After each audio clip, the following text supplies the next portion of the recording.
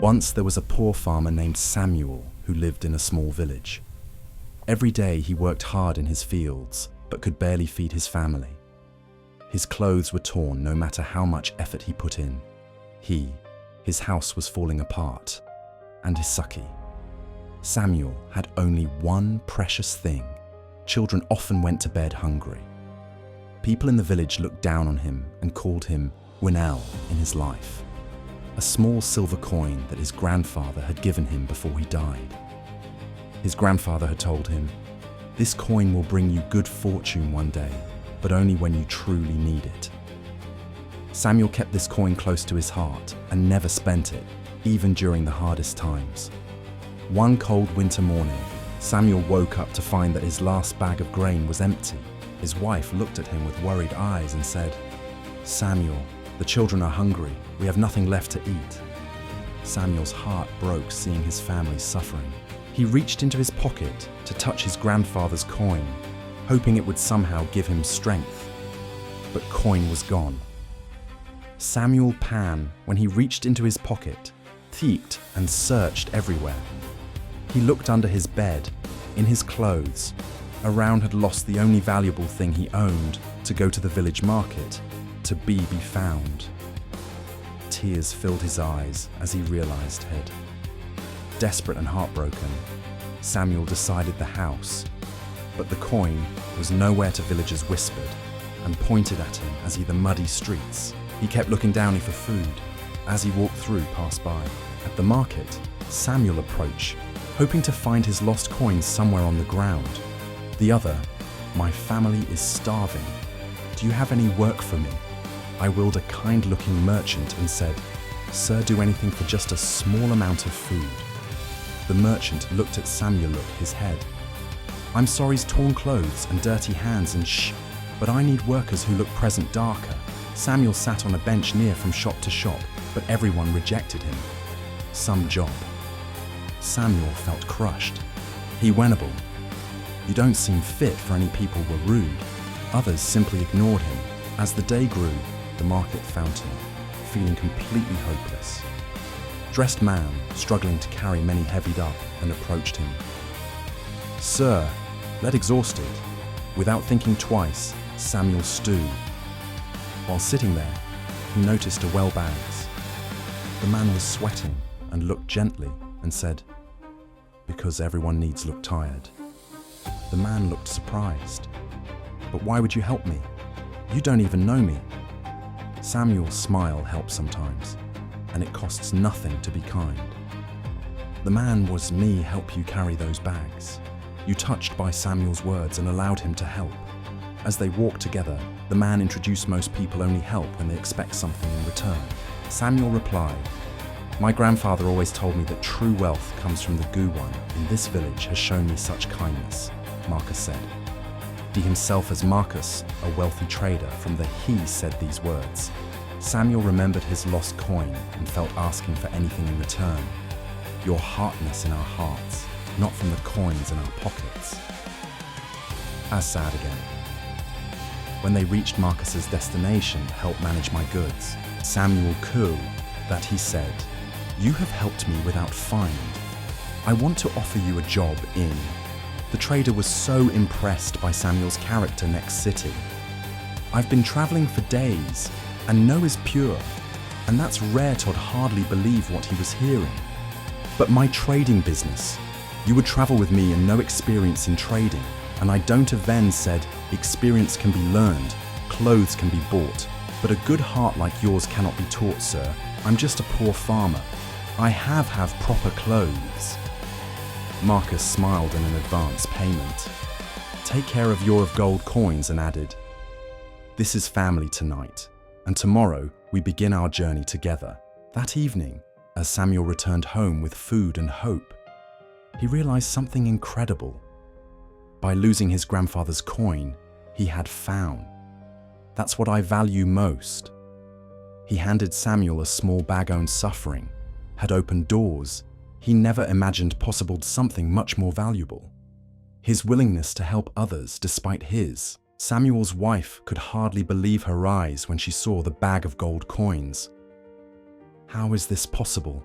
she whispered, touching the coins with trembling fingers.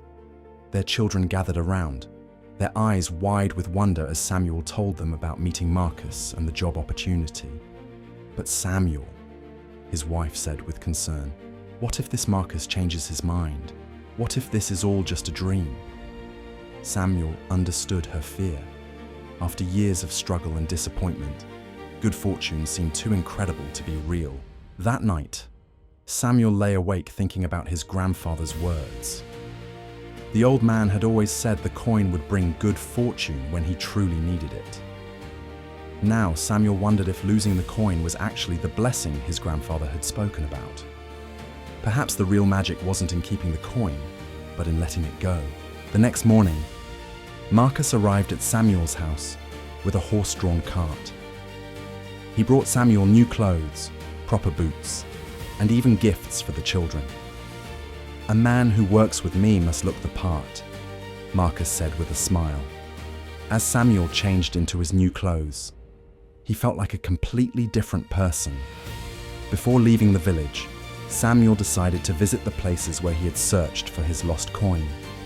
He walked through the market square, past the fountain where he had sat in despair, and along the muddy streets where he had looked down hoping to find it.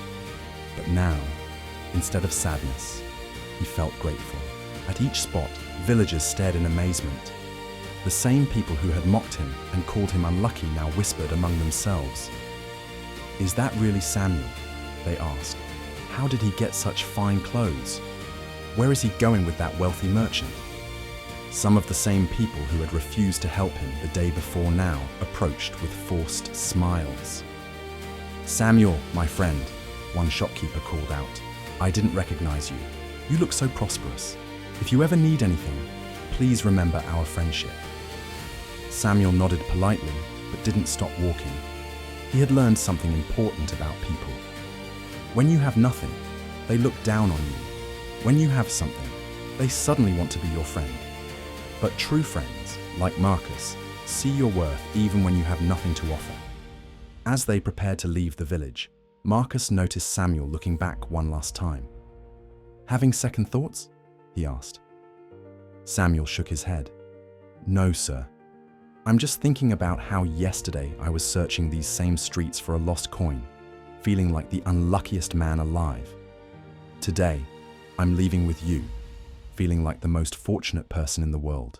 Marcus smiled and said, "Samuel, I've been in business for many years, and I've learned that luck has nothing to do with finding coins on the ground. Real fortune comes from how we treat people when we have every reason not to. Yesterday, you had nothing, yet you offered to help a stranger. That told me everything I needed to know about your character." As their cart rolled out of the village, Samuel thought about all the times he had blamed his circumstances for his unhappiness. He had spent so much time focusing on what he didn't have that he almost missed recognizing what he did have. His willingness to help others, his kind heart, his strong work ethic. These were treasures he had carried all along.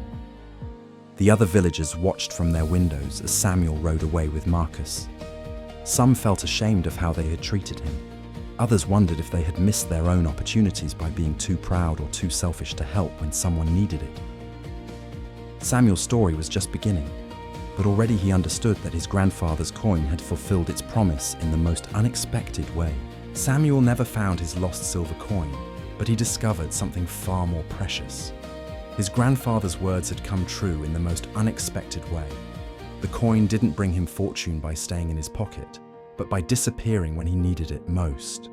It forced him to step out of his comfort zone, to humble himself, and to show kindness even in his darkest hour.